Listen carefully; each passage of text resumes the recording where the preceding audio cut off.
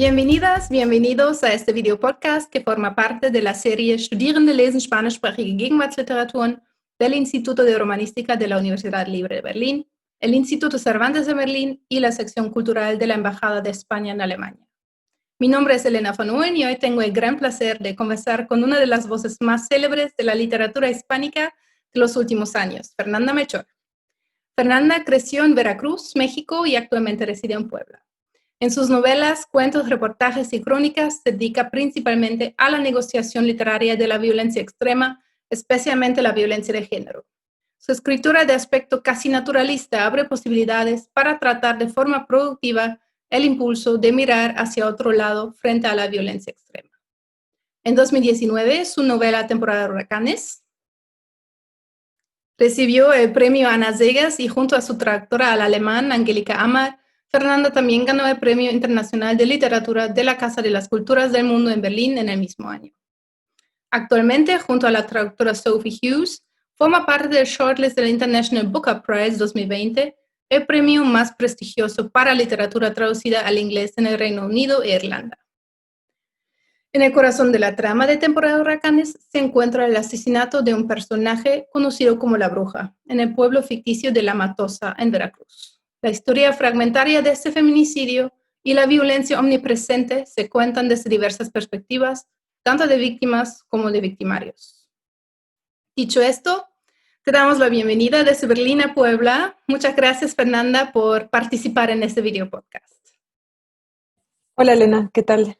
Es un gran placer estar aquí con ustedes. Muchísimas gracias por la invitación y bueno, ahora sí que cuando gusten lo que necesiten acá podemos platicar acerca del libro. Perfecto. Quisiera empezar nuestra conversación con una pequeña lectura tuya, con una parte del segundo capítulo que a mí me parece central para la configuración del personaje de la bruja. Por favor. Bueno, es Temporada de Huracanes y voy a leer parte del segundo capítulo, exactamente. Fue muchas semanas más tarde cuando la chica se apersonó una mañana en las calles de Villa, vestida de negro por completo, negras las medias y negros los vellos de sus piernas, y negra la blusa de manga larga y la falda, y los zapatos de tacón, y el velo que se había prendido con pasadores al chongo que recogían sus largos y oscuros cabellos en lo alto de la coronilla. Una imagen que pasmó a todos. No sabían si del espanto o de la risa, por lo ridícula que lucía, con el calorón como para coserle a uno los sesos, y esta sonza vestida de negro había que estar loca, ridícula. Qué ganas de hacerle el mamarracho como los transvestidos que año con año se aparecían en el carnaval de Villa.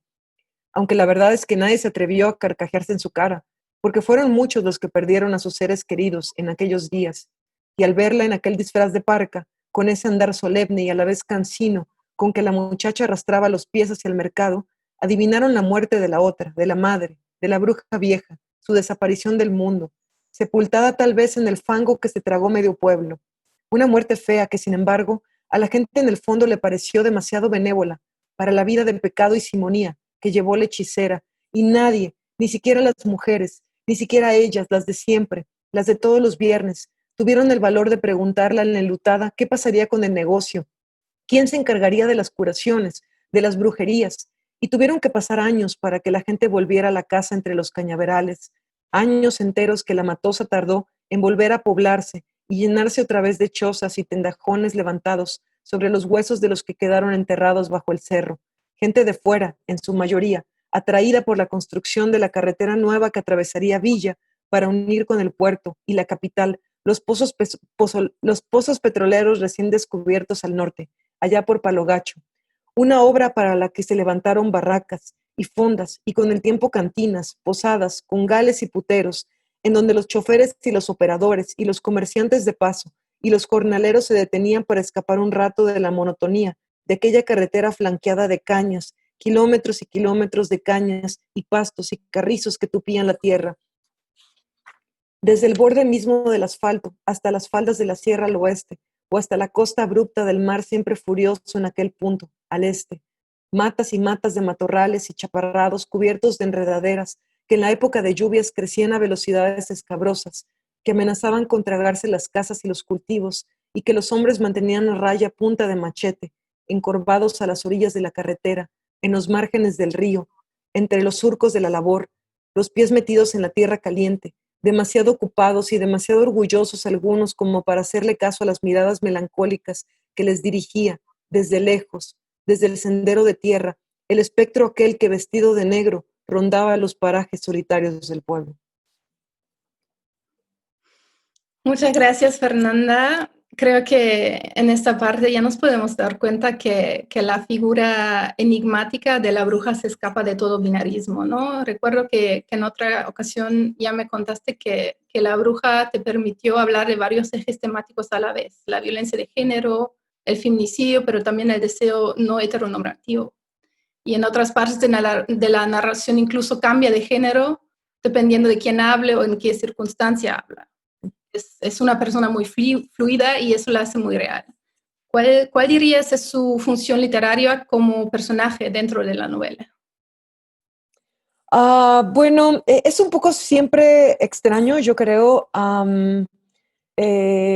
como hablar en términos de funciones cuando la novela la escribe uno. A mí me pasa mucho que de Temporada de Huracanes se ha hablado mucho acerca de que explora temas sobre la homofobia, la misoginia, la violencia contra mujeres en México, pero yo en realidad no es algo que me propongo cuando empiezo a escribir una historia, ¿no? A mí lo que me fascinan son las anécdotas y los personajes, ¿no? Poderle dar vida a un personaje que a mí me parece atractivo, que nace como de una especie de sombra de mí misma, ¿no? Y en el caso de la bruja, pues fueron muchos mis intereses, ¿no? Cuando yo empecé a escribir Temporada de Huracanes, ya lo he contado algunas veces, ¿no? Yo leí en una noticia de periódico acerca de la muerte de una bruja en una zona rural en Veracruz. Y a mí me llamó mucho la atención que en pleno siglo XXI estuviéramos hablando todavía de brujería o que a alguien pudieran matarlo por hacer brujería, ¿no? Entonces, me interesó muchísimo no solo, por ejemplo, hablar sobre la violencia contra las mujeres y en el caso particular de Veracruz también contra las personas transexuales, por ejemplo, o contra las personas homosexuales. Y me interesaba también, por otro lado, como hablar de este rasgo cultural muy específico veracruzano que tiene que ver con estas creencias espirituales que mezclan catolicismo, un poco como una suerte de vudú y religiones indígenas, caribeñas y mexicanas, y la presencia, por supuesto, de una importante presencia de la raíz africana, ¿no? Que también está presente en el puerto de Veracruz, en el estado de Veracruz y en esta zona. Y me interesaba mucho también hablar acerca de pues esta violencia tan extrema y tan cotidiana y tan normal que existe.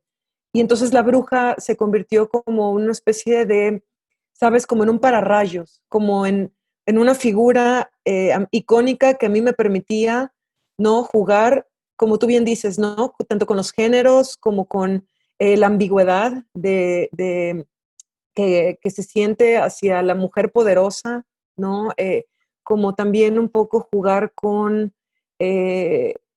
pues yo creo que una novela siempre debe ser emocionante, ¿no? Una novela debe estar llena de secretos y de enigmas que se van develando. Entonces también parte de esto es ir develando, ¿no? Y ir descubriendo partes más profundas de la identidad de la bruja, quién es ella, ¿no? Si te fijas, la novela empieza hablando de ella casi como un personaje de cuento de hadas, con poderes mágicos, ¿no? Y su capacidad de transformarse incluso en animales, ¿no? Tenía poderes inmensos, ¿no? Y conforme va avanzando la novela, se va humanizando, se va volviendo una persona, ¿no? Más compleja, más ambigua, más una presencia, ¿no? Más concreta en la vida de los personajes y también pues se va develando como esta enorme tristeza, ¿no? Que existe en su vida y, y, y, y, se va volviendo algo más humano. Sí, justamente. Y ya hablaste de la violencia muy extrema que también obviamente se ve en temporada de huracanes. Y si hablamos de la realidad que vive México, también Veracruz, obviamente en la mayoría de los casos esos crímenes se quedan impunes, ¿no? Aunque sí hay leyes específicas en México, que se ocupan de la violencia de género. Hay una ley de feminicidio y es bastante progresista. Sin embargo, la realidad es otra cosa totalmente y en la novela esto queda muy, muy claro.